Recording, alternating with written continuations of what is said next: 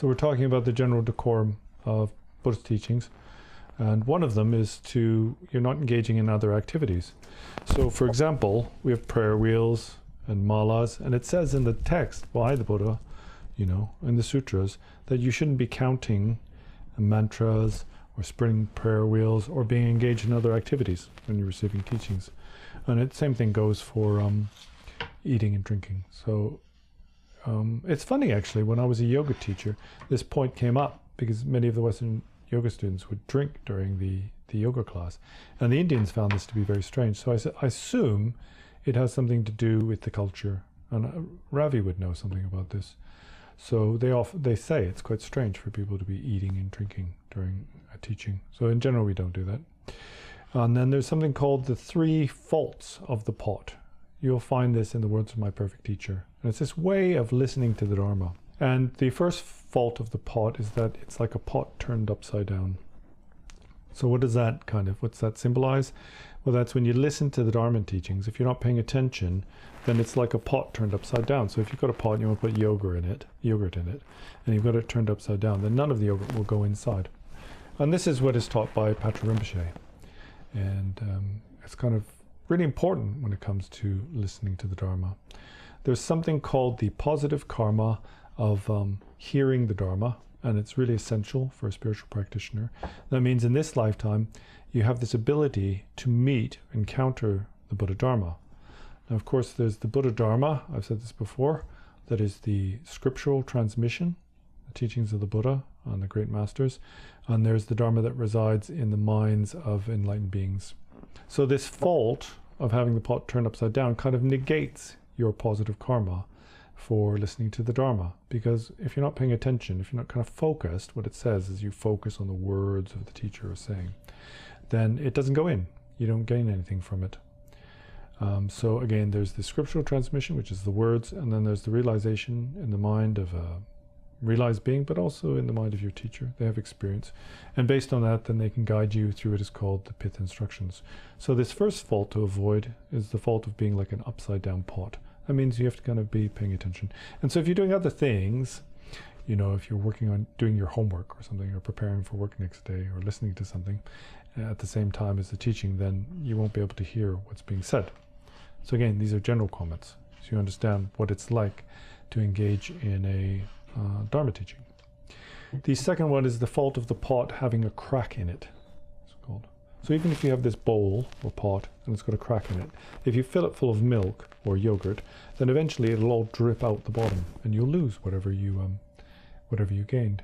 What it means is if you don't retain what's been taught, so if you hear what's being taught, you're paying attention, but you're not able to retain that, then you don't get benefit from it. Again, it's similar. So this is the pot that has a crack in it. And so you mustn't be like this pot. Now, how do we avoid this fault of being like a pot with a crack in it?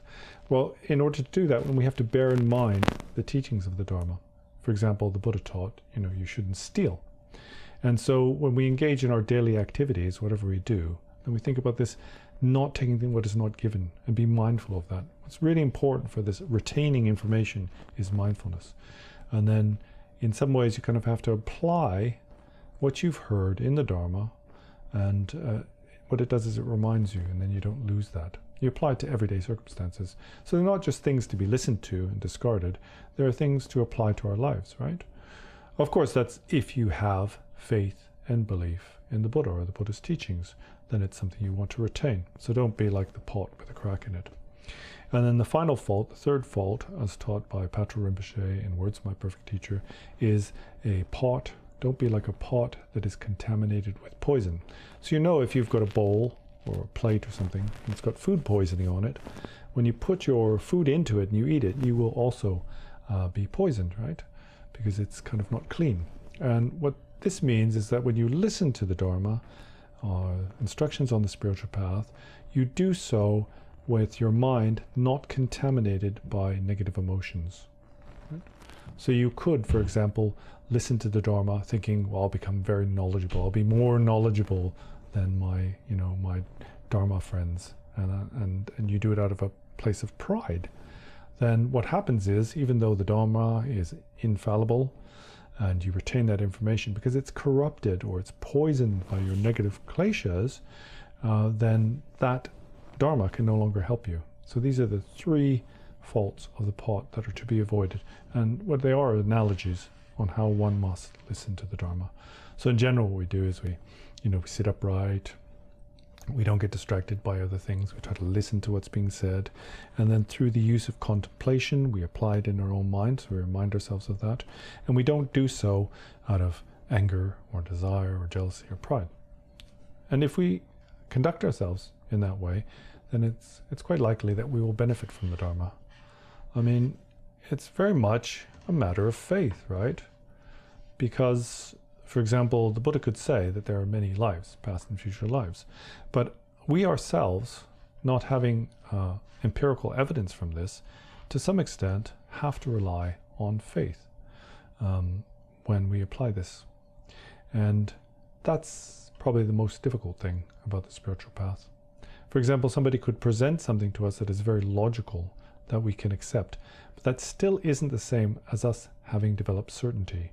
So there are three types of activities for a spiritual practitioner, and that is to study, contemplate, and meditate. And this word study, tu, in Tibetan, means to listen. It's this positive karma of listening to the Dharma. It's to listen until one understands what is being taught. For example, all things are empty. Now, here's an example of not understanding. Somebody says all things are empty. And by that, we have a nihilistic understanding. We think things don't exist. Thoughts don't exist. Mind doesn't exist. And we think that is the meaning of emptiness. Well, that means that we've heard the words of the Dharma, but we haven't achieved understanding. And so what we do have to do is listen until we gain understanding of what these words mean. Ah, yes, emptiness is not a nihilistic view, and it's not a view of permanence. And then, of course, in order to understand what a nihilistic view is, or a permanent view is, then we require further study, investigation. Right? So, tu is to listen, and then sam is to contemplate. So what we do is, by hearing the words and feeling that we understand them, then we apply them to our own mind until we gain personal certainty of that truth for ourselves. We clear up all our doubts about whatever is being said, and we achieve this level of kind of experience in the Dharma. And then the final activity is what's called meditation. And in general, then we think meditation is just kind of sitting, still and looking at a candle or something like that. But really this branch of meditation means to kind of apply the meaning.